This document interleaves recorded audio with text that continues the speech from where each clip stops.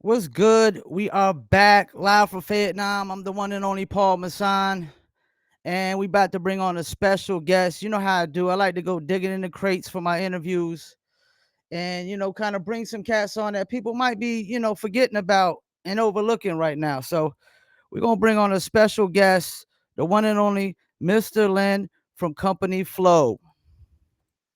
Peace, peace. What's going on? I'm doing good. How you doing tonight, man? All right, man. As long as these cats ain't forgetting about me, man. You know what I mean? I definitely ain't, man. I definitely ain't. So I'm gonna start with a basic question. All right. Like who or what got you into DJing? Uh, the first person I ever heard mix was my dad. He wasn't an actual DJ though, but like he did this mix for me uh like 6 days before I was born. So like coming up, that was like the first things that I would ever listen to was this 8 track that he made. So like I would Oh listen to this man. over, but like he found a way to blend or fade between songs. You know what I'm saying? Hmm. Uh, with just this 8 track recorder. It was like it's brilliant and like it was just smooth as hell, and it was funky. So like that's what I grew up on. Like that's what really got me into like wanting to DJ. Now, how much longer, like after you started DJing, did you start producing? Uh, it's hard to say. Because like I played instruments. You know what I'm saying? So Okay. like you always have like music in your head, and like you make up things. You record some things every now and then, but like it's like when people say production, I'm guessing you mean like things that actually went out. Like Yeah. yeah, like Yeah. not long, man. Like because like it's all part of it. You know what I'm saying? Yeah. Like at least for me, it was all part of it. You know what I'm saying? So like you you come across a break record, and you're like, hey man, this is the drums for such and such. So now like you start off trying to recreate a beat, and then it never comes out right, and you end up making your own beat. You know what I'm saying? It might sound kind of trash, and I guess the real question is when did I get good? Yeah. when did I make something that was worthy of coming out? And that's not till like the So '90s. you and LP founded a group in like '92. It says, and it says y'all met each other where you were hired as a DJ at a birthday party. Like, how did that lead to y'all forming Company Flow? So he was signed to this label called Libra. I Okay. was I was interning. The one of the owners of Libra was a manager, and I was interning for the management company. And he was like, "Yo, I got this dude who wants to be in the group, and he's a DJ." And it was around the time of his birthday. It was I think it was like around March, and he was like, "Yo, both their birthdays around the same time." He was like, "This was his way of getting me to DJ the party for free." I was just Okay. I was just meeting LP for the first time, so like L was just like, "Yo, who's this dude that's about to DJ my party?" You know what I'm saying? So like we're meeting each other, but like oh boy, like the dude that was running it, like found a way. Like he's like, yeah, I'm gonna get you to DJ for free. But like it was LP's birthday party, and like that's where we connected. So then it says LP met Big Just. Y'all guys formed the trio. Hmm. Y'all drop an EP called Fun Crusher. Hmm. Um what, like, who came up with that name and what's the meaning behind that name? So it's kind of like a sort of an inside joke. Um, Basically, we were saying like like the the kind of music that was popular at the time, everyone considered it to be fun, and here we were Uh-huh. like the guys that was a little left of that, you know. So like we were like, I yeah, get it we're now. So y'all were kind of going against the fun. Y'all crushing fun. yeah, it really makes sense when I believe it's 8 steps. I'm sick of your corny beats and your crowd involved hosts because I'm a thinker. Evil ain't is letting off stinkers. Like that is basically like the the philosophy and like the energy behind like Fun Crusher. Now, what was the process for you guys getting exposure back then? Oh man. Uh, Back then you really had to you had to pound the concrete, man. You know, like you had to go to radio stations. You had to meet DJs where they were. Um, at the time, I was working at Jive in the dub room, so like I had access to some people. Uh, but yeah, man, it was you're not sitting around sending out MP3s, to like to mass emails. Like Yeah, yeah. you're spending a little bit of bread to get tapes made, or like you're getting promo vinyl pressed, and like you're trying to get it to as many people as you can, as well as sell what you can, try and make some money back. Now, y'all had a bidding war, it said, for y'all guys when y'all on, I guess y'all on Libra, and then y'all decided to sign with Ruckus. Like, what was the thought process on like waiting? It wasn't really a thought process on waiting as much as Yeah. it was, you you kind of regrouping. When Okay. things go sour with the first label, like, yeah, okay, well, what is our plan now? And what is the point of what we're doing? Uh, and it was funny when it's Libra with Juvenile Techniques at the time. It's really just me and L. Company Flow really starts off me and LP, Okay. and Just comes in later. Um, so like it's after Juvenile Techniques, we were like, all right, you gotta think about like what are we doing now? Like what's the point of you're leaving a indie label. You know what I'm saying? Like, are you trying to get signed? Are you trying to do this yourself? And we ended Yeah. up doing it ourselves, and then got distribution deals rather than signing to labels. Okay. So when you were with Ruckus, that was just a distribution deal? Yeah, Raucous distributed official recordings. And now you followed up the EP with basically an LP with more songs, correct? Yeah, so the EP was 8 songs, and then we added songs for Fun Crusher Plus. Yeah, Fun Crusher Plus. Now, Right. what was the thought process behind that? We actually had a group in Fayetteville that did that. They one of the biggest group, actually the group that mentored J. Cole. That's how they did back in the days. They dropped the EP and they dropped the LP, which was the same songs in the EP, but more songs in the LP. Like, what was the thought process behind that? It was just that you're still pushing your original. The original material? Yeah, yeah, and like when we did this deal with Ruckus, we said, okay, well, obviously we're not going to re-release the EP, but like what we'll do is we'll make it a full length for because like there's a lot of people that still wasn't up on the EP, Yeah. so like rather than like scrap it or not really scrap it, but like act like it's not there and then do something new, just add on to it. So like now everyone's caught up, everyone's on the same page. And I think that was genius because my next question is about my favorite song from y'all, man. Mm, Is the 8 Steps to Perfection. To this okay. day, I think it's one of the most unique hip hop sounds. How'd you discover that sound, man? And do you feel like that set the tone for the direction of the album? Uh, well, L did that beat. Okay. Uh, like sound wise, like it. I don't think it. Well, I guess for a lot of people, it defined our sound. For us, it Uh-huh. was we was just trying to make dope shit. You know what I'm saying? So Yeah. like, it wasn't like it wasn't like we were trying to like, okay, this is gonna be the cold flow sound, and it was just like, and that beat was dope, right? You know what I'm saying? Because like that beat don't sound like Crazy Kings, and it don't sound like End to End Burner. You know what I'm saying? So Yeah. like, we're doing all kinds of different stuff. It's yeah. Yeah, I love that song though, man. Like every time I was listening to it like all this week, man, and last week, and I just it's still like it still seems unique today, you know what I'm saying, when I listen to it. Now, your album cover, you had, like, aliens on the cover. Did that cover have something to do with, like, your futuristic sound on the album? So the original EP that Fun Crusher, we flip it. Sometimes the Goblin, sometimes the Alien, depending on like how we feel. But originally we called it the Goblin, and Okay. the the Fun Crusher Goblin was done by a another roommate of LP's at the time.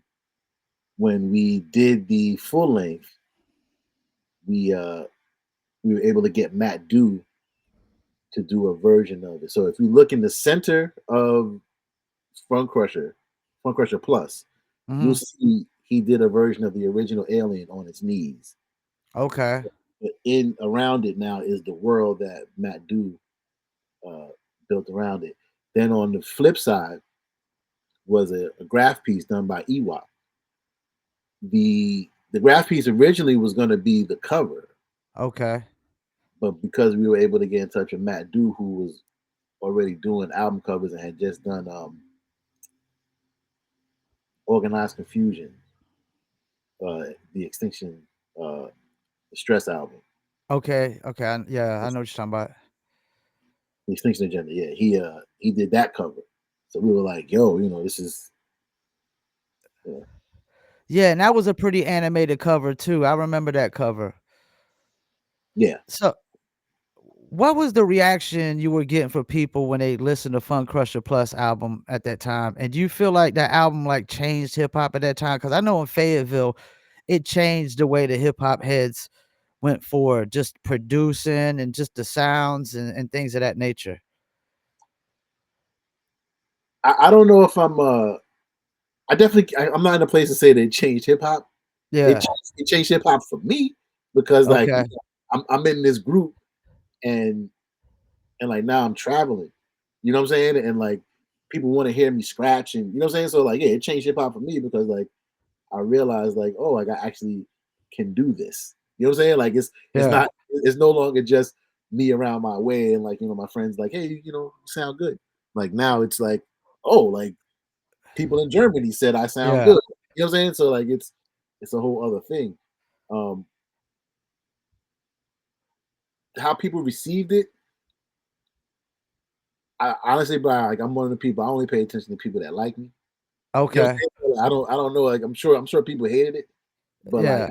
I wouldn't know. You know what I'm saying? Like I only like, if you was giving me a you know what I'm saying? Hey man, you know what I'm saying? You was my people then. So like I only pay attention to people that liked it. If you played it, you know what I'm saying? Like so those are the DJs that like I ended up getting cool with. You know what I'm saying? Because like it's like I'm conceited. You know what I'm saying? Like I Yeah. like I'm not I know people want to be humble with my music, bro, like this is me. You know what I'm saying? Like so like I'm proud of it. I love it. So like yeah, if you love it, then we people. You know what I'm saying? Like if you hated it, like like, we not enemies, but like I got no reason to talk to you. Like we got nothing to talk about. So like I could tell you in my city, which coming up, there was a lot of hip hop heads, and they were all big on that album because it was just they never heard nothing like that before at that time, you know? yeah, and Now go ahead. we, we never we didn't set out to be different. Okay. You know what I'm saying? Like one of the things that me and L bonded over, I don't know if y'all remember the box. Remember you call up and you order Yeah, videos? yeah, yeah, yeah, yeah.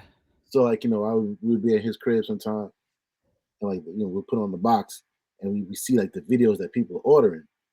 And like sometimes it was garbage. You know what I'm saying? Like you're basically sitting around waiting for a Black Moon video to come on. You know what I'm saying? So like, Yeah. it's like yeah, we bonded over like hating some of the same garbage. You know what I'm saying? So like like we just were kind of going in the same directions. Like we didn't set out to be different. You know what I'm saying? It was just like, nah, this is just what we're on. Now, when Big Just decided to go solo, was there, like, any ill will, or was it just like he felt like doing his own thing? He was always supposed to do his own thing. That's why like Okay. on the album, like those guys have solo songs. Yeah. Yeah, it was always like, kind of what happens though is like people got introduced to the three man, Uh-huh. but like it's not like we can explain to you this one guy is gonna he's gonna go off and do his own thing.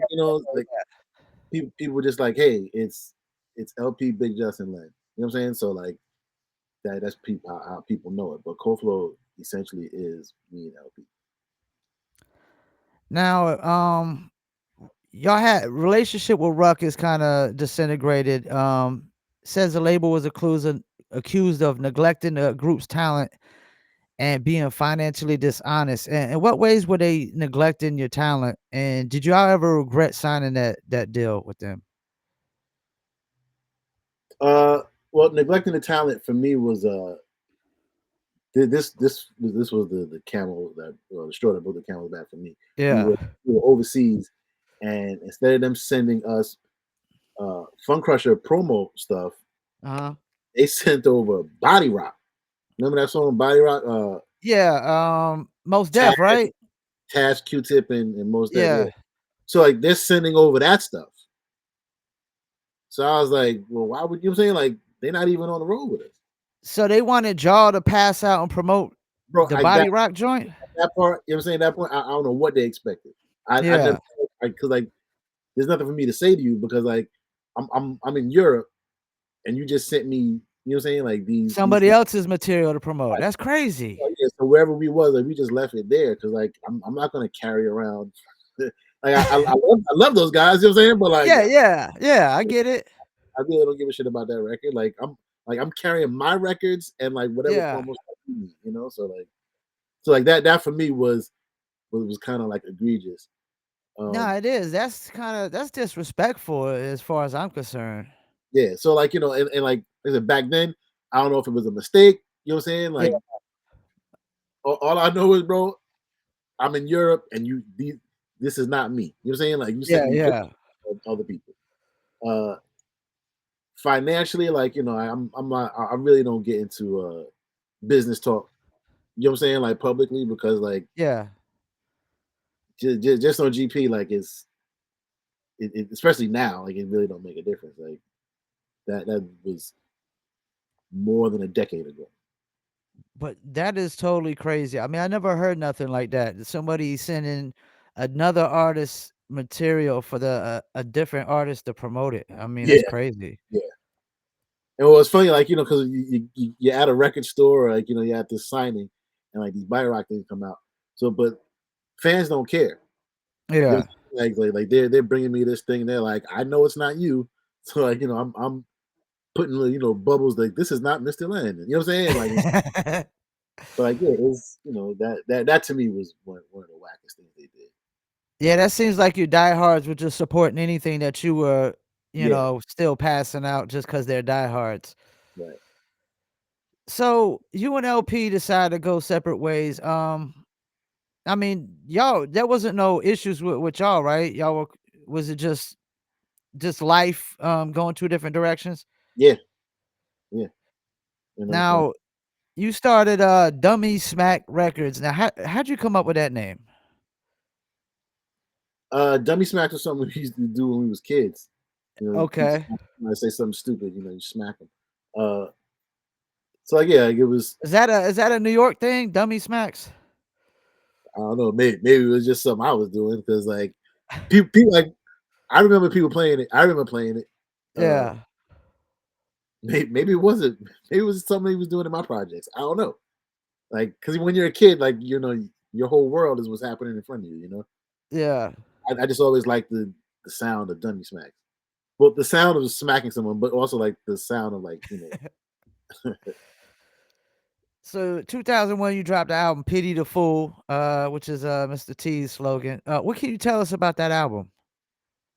uh that album was where I connected with a lot of people that I would end up working with consistently. So like Juggernauts, Jean Grey, Kaiser Course, Mr. Live, um, Mass Influence, uh, Prince Paul, uh, God bless Don Newkirk. You know what I'm saying? Like we were all people that helped me out on that. Q Unique, Destroy, Lord Sear. Like these are all people that like a lot of people that was on that album. I still work with somewhat in some capacity. And speaking of Prince Paul, that was going to be one of my questions. What is it like working with Prince Paul? I'm shit. It's wild fun, bro. Like it's Paul. You know, it's if you're if you're a producer, like Hmm. there's a there's a there's a side of you that is in awe. You know what I'm saying? Because you're like, I'm seeing I'm seeing like how the sandwiches are. You know what I'm saying? How everything is made. You know. Uh, but then if you're working with him just like as a friend or like as like an artist, it's the one thing that I learned from Paul is you work with people that you wouldn't mind traveling with. Okay. You know. Uh, That makes a lot of sense, yeah. especially if you're gonna be touring and doing material with somebody. You don't wanna be like, Busta and, Charlie Brown fist fighting before the show and after the show. Right.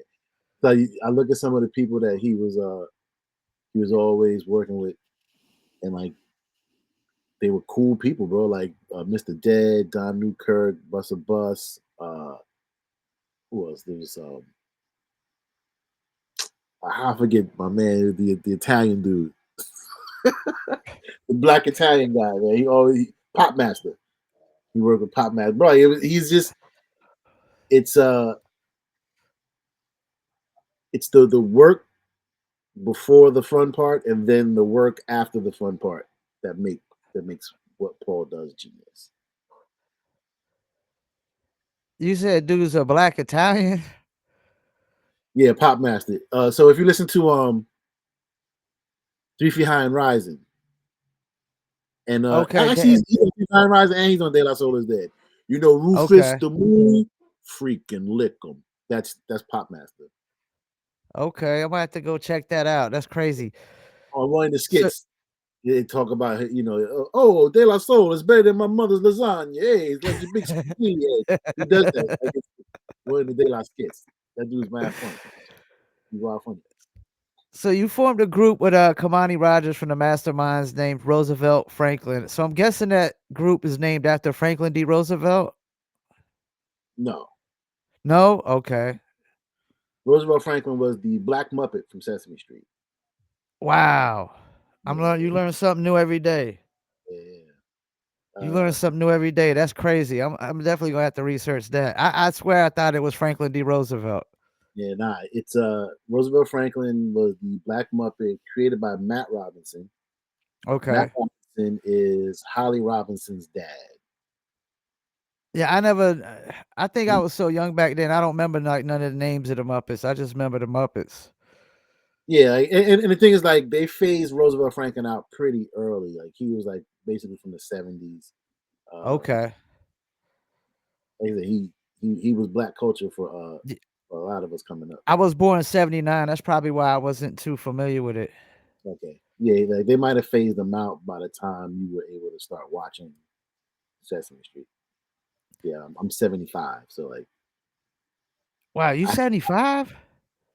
yeah, You don't Oh, you were born in 1975. 1975. I'm 75 years I old, mean, bro. you're 75. You don't look 75, dude, at all. No, I'm not 75 years old, bro. But yeah, I got like the Roosevelt Franklin records and all that. Like, Now, says you became a voice actor in for American action comedy television series Kung Fao. Like, how did the opportunity come about? yeah, Kung Fu. Wow, what do you read? Kung Where Fu? yeah, is that on my wiki? Yeah, that's on your wiki. Oh wow, okay. Yeah, Kung Fu is so I did I used to do voiceovers on this. The guy used to I feel like I'm stumbling over everything. He used to license old kung fu movies, like the joints we used to watch on Saturdays. Okay. They edit them down to like 22 minutes, and me, Sarah, Gene, Live, Sadat, Rock Raider, we would do Wow. voiceovers, yeah, like make a comedy. So all y'all were working on that series, Sadat and Rock Raider too? Yeah. And you So said like, Gene, talking about Gene Gray? yeah, so like a lot of times, Okay. like Jean would narrate it because she's like, basically like it wasn't a lot of like female characters in a lot of these movies, so like there was like one or two, so we would have her narrate. Um, a lot of times, like because like they would have like a lot of guests in. So like I would do a bunch of voices, and then sometimes they would bring people in to redo the voices that like I was doing. So I got a DJ question for you. We always talk about this. Like, so back in the days, you had, DJ Jazzy Jeff and the Fresh Prince, Hmm. Pete Rock and CL Smooth. A lot of times the DJs' names came first. You got Coogee Rap and DJ Polo. The DJ names were Showbiz and AG. Showbiz was first. You always had the DJ names included.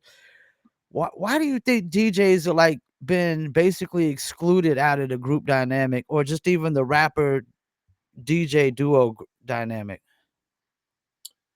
Well, when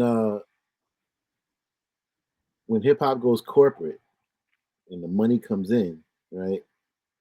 The people at the label don't understand what the DJ is for, because they're Yeah. like, if he's just playing the records that's already a record, like why can't you just hit play on a machine, or So they basically convince a lot of rappers to look, To DJ? no, not to DJ, but like, hey, get rid of your DJ, Okay. because like this DJ is in every city you go to. Yeah. So like, just have like, like, because the DJ is like not really part of your show. So like now you've already separated the DJ and the MC. Mhm. MCs feel like, well, yeah, why am I paying a DJ half of, what I'm saying, like, of my fee, when I can just pay this guy, $100, $200, and like, be on to the next spot, and so like the the role of the DJ in someone's stage show became diminished because people stopped respecting their own stage shows. They let, Yeah. they let people talk them out of good stage shows. Like, but if you're only using your DJ to play just your beat, you know what I'm Yeah. saying? Then either you need a better show, what I'm saying, or like you need to expand your library, and like understand like what goes into a stage show. So like there are people now that have like, well, touring DJs instead of having Yeah. DJs be part of your group. Where now, like, okay, like I'm not cutting my DJ into like my into to the money that I make off the music. You know what I'm saying? I just cut them into, what I get touring. And So that'd now, be like a Who kid, right? yeah.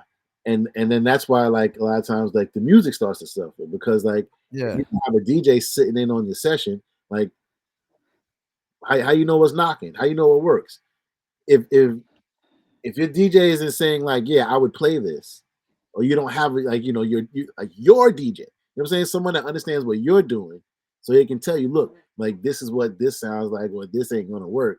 You need, saying, like, you need that kind of person in your, not just on your team, but like, on stage with you, like part of your process, because like we're the ones that actually play the music. Well, it sounds like what you're saying is the labels convinced the rappers to just use the local rappers Use a at local the DJ. at the show. Yeah, the local DJs and pay them crumbs. When you first started watching hip hop videos and everything, right? There was a DJ, there was dancers, right? But Yeah. remember, hip hop is a party, and now Yeah. now it's just a guy walking back and forth, or it's a bunch of dudes on stage, and like one guy walking back and forth, and they're yelling at a guy who you can tell has nothing to do with the other people on stage. How is You this know a how show? I knew DJ and like the term like was diluted down when like I had an on-demand radio station and then coast to coast like sent like a DJ. I was like, what the I just do radio. And that's why I knew like they got to redefine what a DJ rappers, they don't have the scratching element either too, which I can't stand it. I want to hear more scratching in the song. Yeah, I mean, like, if you were to, if when Guns N' Roses was new, right, and you Mhm. was to go to Axl Rose and be like, "Yo, we don't need Slash," you're like, "What the fuck kind of rock group would this be without guitars?" So think about it. In hip Yeah. hop, they managed to convince people to get rid of their bands. Yeah. Like, it's just you on stage. Like, what are you fucking? You know what I'm saying? Like it's some kind of musical, like a movie where like the music just plays out of the sky and like now you're rapping. Come on, bro. Gotta do better than that. A lot of sense. That kind of makes the weaker now because you don't got a DJ back there scratching and cutting nothing up, which is really good. That could really scratch and cut real good too, man. I mean, like, look, like I said, if you're going to a rock concert and like you don't see guitars, like you're like, well, what kind of rock concert is this? There's no guitars, there's no drums. Or it's just you know what I'm saying? Like what is this? But that's what they've done to the music now. So that's where the culture is. What's your opinion of Run the Jewel? Because I heard a story about how they came together. LP's manager managed Killer Mike and said, "Hey, y'all need to get in a group together." You asking me how Run the Jewels started? Well, that's what I heard it was. Oh, I don't really know. What's your opinion of Run the Jewels, though? What I think of the group? Yeah, yeah, I mean, I imagine you'd have to think I'd be pretty biased. Like my friend is in the group. yeah. Like, yeah, But they're pretty amazing too, though. yeah. I mean, bro, like that group lasted as long or longer than Cold Flow. That's crazy. Like, will we ever see another Company Flow album again? You think? I don't know. Has I it ever been I discussed? always say I'll never say no. You know what I'm saying? Because like one day I might be like, yo, you know what? I want to like let's you know what I'm saying? Like everyone's like, yo, you know what? Fuck it, let's just do it. But like I don't know. You know what I'm saying? Like tomorrow's not promised, and you know what I'm saying? Like everything's a question mark. Now, how often do you, LP, and Big Just like stay in contact with each other? You mean like all three of us talking? Yeah. Well, just like you and them. Like, how often do you I, stay? when Yeah, I talk to those yeah. guys pretty often. I talk to them at least like once, twice a month. Okay.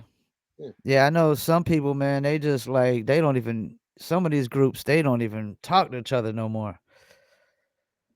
Yeah. I mean, well, also me, bro, like I don't keep enemies. Yeah.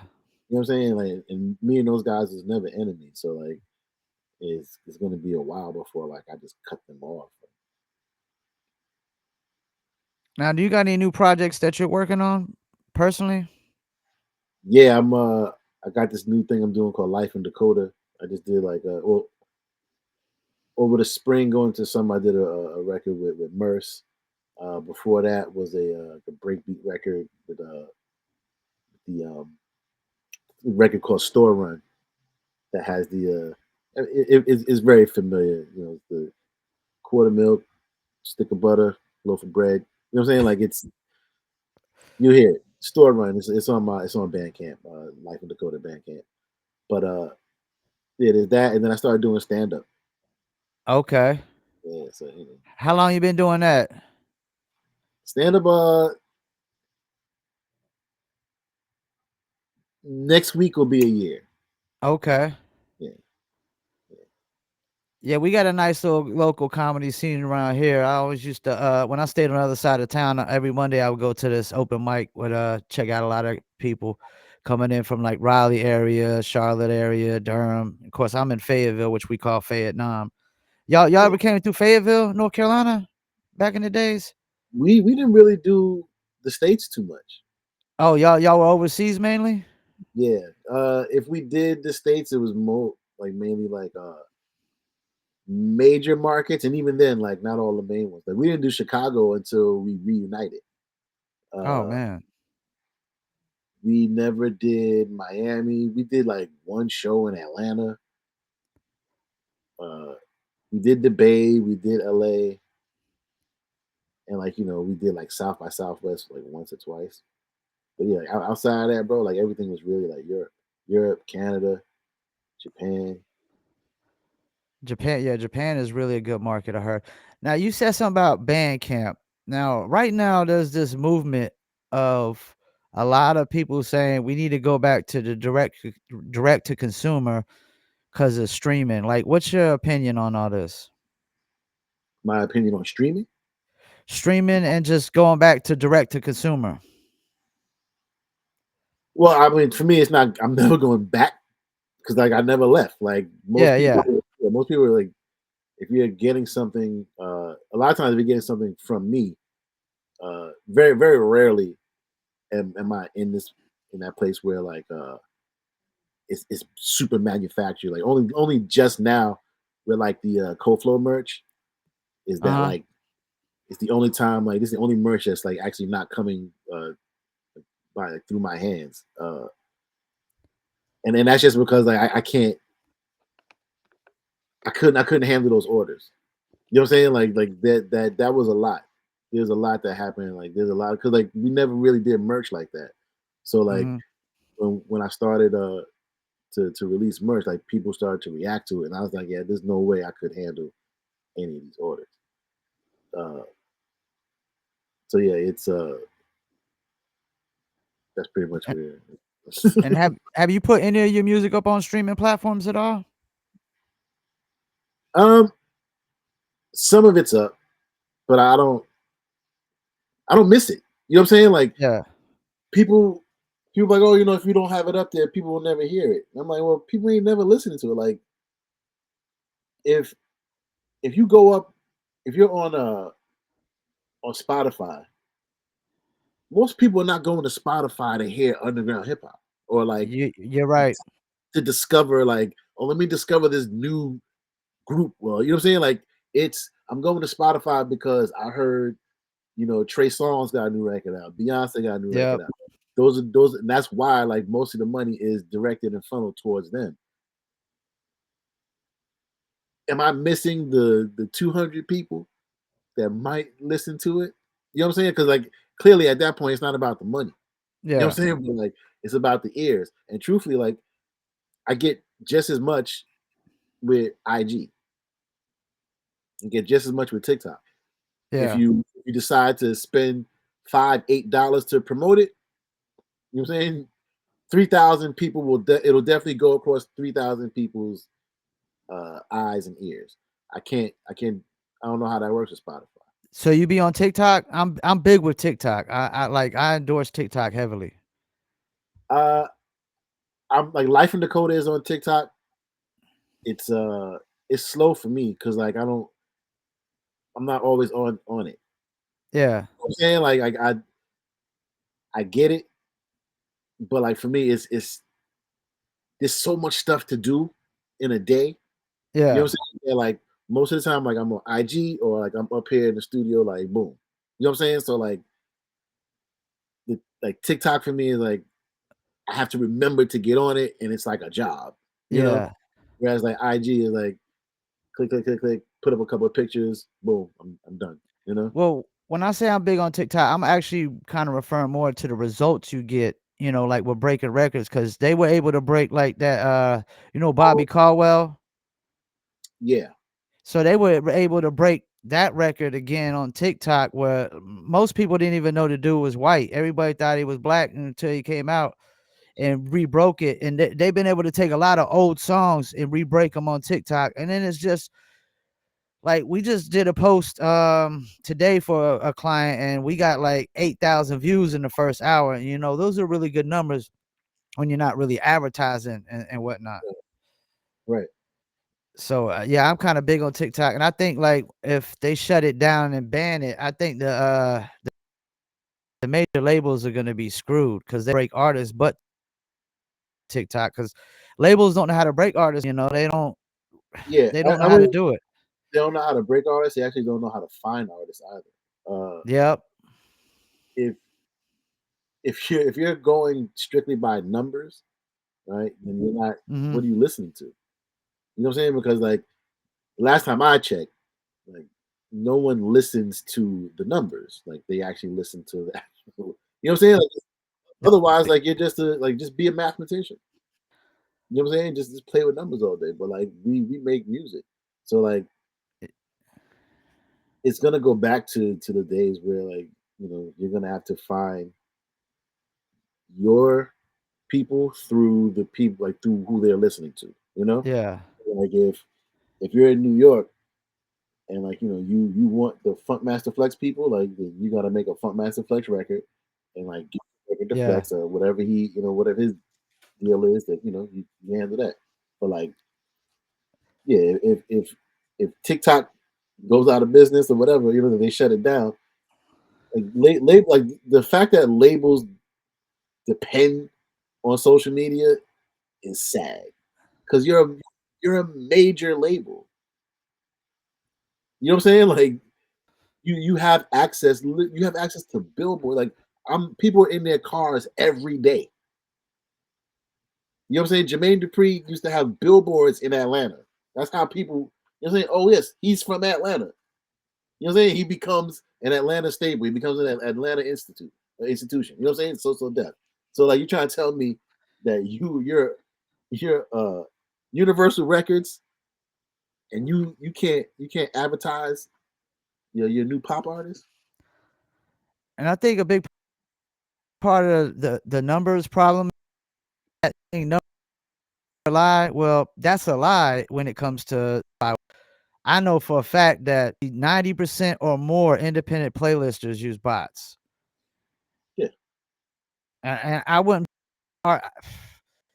almost say it's probably around 90%. You know what I'm saying? Because playlisters, they don't have no influencer or Instagram influencer or a YouTube influencer. They got zero, so they get plays if they have no influence. Bots, and it's crazy. They're literally going off of fake numbers. Like they don't care about building fan base or anything of that nature anymore. yeah. Again, there's nothing to. There's nothing to. First of all, music is no longer tangible, right? So like Yeah. one of the reasons to make a good record is that money actually went into production of said record. So like you can't waste your label's money. You know what I'm saying? Because like essentially like, it comes with your own pocket. Like you got to pay that Yeah. back. So like you're gonna make a record that's worth being pressed, or so you think is worth being pressed. But now think like this: J. Cole made a record called "Might Delete Later," and he deleted it. Yeah. You know what I'm saying? Like you can't do that if your record's on vinyl. You can't do that if your record's pressed on cassette. Yeah. There's no might delete. Like no, there's no might delete. Your record's pressed. The record's out. And he still wasn't totally able out there. So many people Yeah, reacted to it, it. And for my city, we were really upset about that because he's from Fayetteville, North Carolina. So that was a big disappointment for us.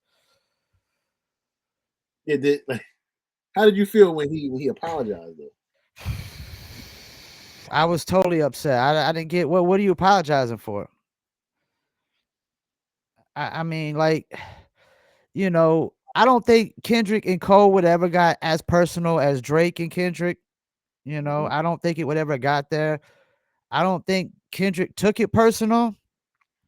And like you just did a song where you said like you, Kendrick and Cole are top three. Like you bigger than the Super Bowl. Like you said you could be the GOAT. The great just bowed out, man. Like that.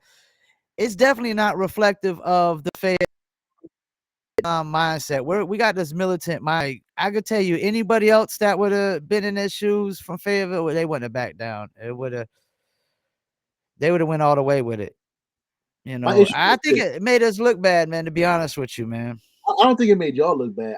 To me, it was a sucker move because he had a lot of time. So like when you finish a song in the studio, right? You trying to tell me, bro, Mhm. you finished this disc record and you didn't go back home and listen to it. You didn't take it to your people and play it and listen to it more than once, more than Yeah. twice, 10, 15 times on your you didn't you trying to tell me you drove home in your car or even on your bike, right, with your headphones in, and you didn't listen to it. You waited until the song was out right? And people didn't give you the response that you wanted.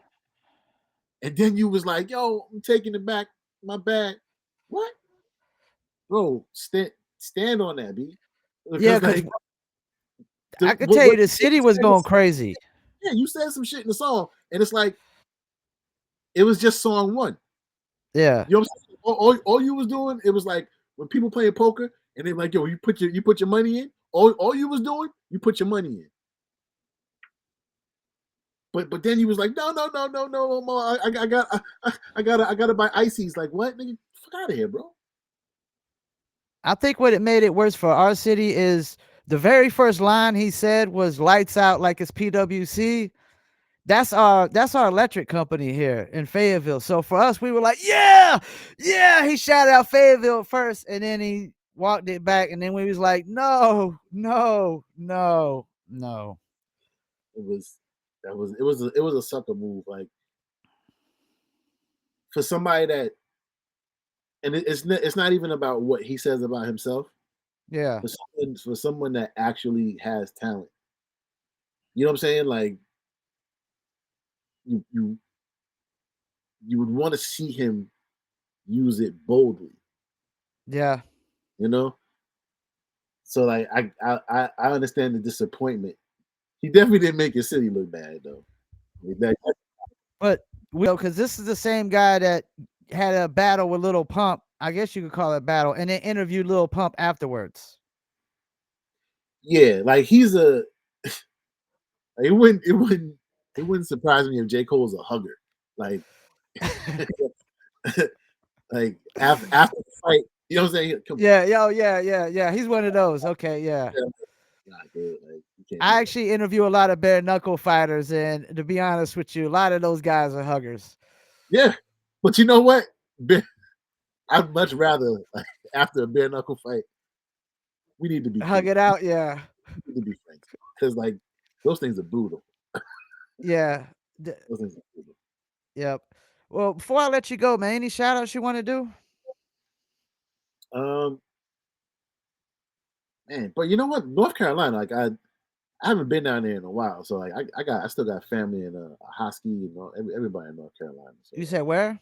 a Hosky, I ain't even heard of that. There's so many places in North Carolina you ain't even heard of. bro, that's I get country.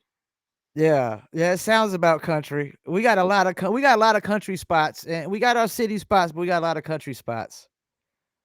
Yeah, I got like I said, I got family in the Hosky, family in Charlotte. Uh, yeah, man. Shout out North Carolina. I gotta make a trip.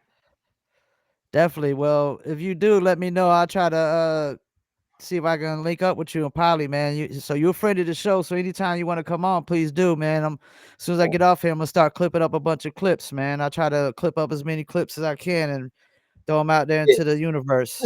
we are talking shit about J. Cole. Let's get some shit viral. Oh yeah, I'm not gonna trust me. I'll clip it up. I ain't gonna hold back, man. Like people know how I feel about the J. Cole situation. They know I'm like totally disappointed with him. Yeah, like I said, he didn't make the scene look bad. It was just like it was just a weird move for a dude like bro. After you make a song, like if it wasn't in your spirit after you said it, Yeah. you know what I'm saying? Like it really looks like some sucker shit where like you waited until the song was out, you didn't get the reaction, and then you was like, "Man, I didn't mean it. I didn't mean it." Like, Well, what? some people say the inner circle, some of the inner circle, like kind of pressured him and said, "You got to say something." I mean, because he said something first, really, Yeah, but like which was when doing a whole song, you know. right. It was like, yo, J. Cole said it. He Yeah, said it, and it was like, yo, like when you're that guy, you know what I'm saying? yeah. Is he basically was like, yo, I'm whoever wanted, I'm smacking everybody. Like it sounded like J. Cole was about to be that dude, and like for me, like I've only encountered him like once, like in person, and he's a very like Hmm. humble, nice guy. So to start Yeah. something like was like, oh, and like the song wasn't like super strong, but I was just like, okay, okay, here we go. And then like you said, when he walked it back, I was just like, oh, You know what I'm saying? Like it's Man. I didn't expect him to put a hit out on Kendrick because you know what I'm saying. Like I thought they were just gonna be rapping back and forth because like initially that's what Kendrick started to do with everybody, and Drake Yeah, made it. Drake started bringing in all this other stuff, and yeah, Kendrick was like, "Hey, boom, I'm a bomb on you." But like I believe that Kendrick and J. Cole would have that the one chance for hip hop to show its battle side that was mainstream. it. That was You know it. what I'm saying? Yeah, In a mainstream, but like in a true lyrical context. That was the moment. That was the time for it to happen. And and he it could have blew it. happened with J. Cole and Kendrick. And J. Cole was like, no. And then like, bro, like first of all, like no one thought what you said was like so crazy. Like you supposed to say his songs are boring. Because Yeah, like you know what I'm saying? Like you're not supposed to be like, I really respect your songs, bro. No. Like you gotta diss them. You're supposed to. yeah, That's just my take on it. yeah. It was supposed to be business, nothing personal, man, and it would have made for a way better battle. Yeah. I honestly think like for my personal take, I think Kendrick J. Cole lyrically would have been a more interesting and challenging for Yeah, Kendrick. Way more challenging because like when you have to pull something out of the air and just make I have to make myself sound better than you and convince people that I rap better than you. Like that's the hard part. If all I'm doing is talking about like like your family, like that's easy. That's the easy part. But when I start pulling apart the things you say and then flipping them, like that is difficult. And like that is what Kendrick and J. Cole could have been. But like instead we got, you know, A minor, which is it's great, but like that's not I'm saying like when people like out here screaming bars and all that, that's not bar. yeah, You know what I'm saying? yeah, Like, all the dissection of like, oh, he said this, and then like that's a triple entendre because he said it and then he showed it. Like, man, I don't care about like to the break of dawn. You know what I'm saying? LL said what he said. I knew exactly who he was talking about, and it was brutal. You know what I mean? But like Kendrick got it in him, but like he had to deal with the uh the R&B kid, and then like yeah. Drake ain't really a battle rapper, anyways, man. like he's a Canadian pop star. You know Yeah, what I'm saying? He was supposed to lose a Canadian pop star in a rap battle with someone that actually makes hip hop is it was over for you from the start. it That's like I it's said. funny you said that too about him being a pop star because I interviewed Choclair like probably a week ago, and he said in Canada he's big as Celine Dion, who's pretty much a pop star. Right, right. Like Yep. I would. I'm sure he has some records with him, but I haven't heard any records with Drake and Cardinal or Drake and Choclair or Drake and Socrates. Or, you know what I'm saying? Like I don't know. Yeah. Yep.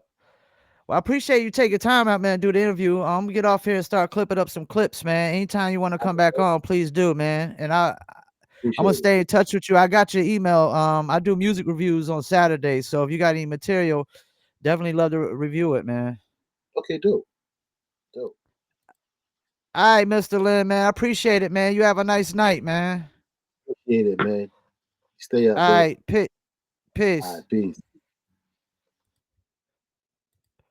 Well, we ended the year off with a bang, Mr. Len, Company Flow. We just did Chocolate. We just did Brother J. We just did Black Sea from RBL Posse. We just had Just Ice recently. Tomorrow we got Tia Love. And very interesting what he said about the Ruckus thing with them sending the Body Rock single over for them to promote. That's a no-no, man. That's definitely a slap in the face and disrespectful. Why would you expect another artist to promote another artist's music on tour, even if they are a label mate? It doesn't necessarily mean they're cool or they have a relationship or anything, but that I thought that was a head scratcher, and definitely interested to hear what he had to say about J. Cole, man. Like, definitely got to clip up a lot of that. He definitely agreed with me on it was just disappointing that Cole backed down. from that battle, man. He had a chance to make history and really solidify himself as probably one of the goats of all time, man. But I would say now, I gotta walk that back a little bit. Well, appreciate y'all tuning in another episode live for Fayettenam, the one and only Paul Masson. Peace, and we out.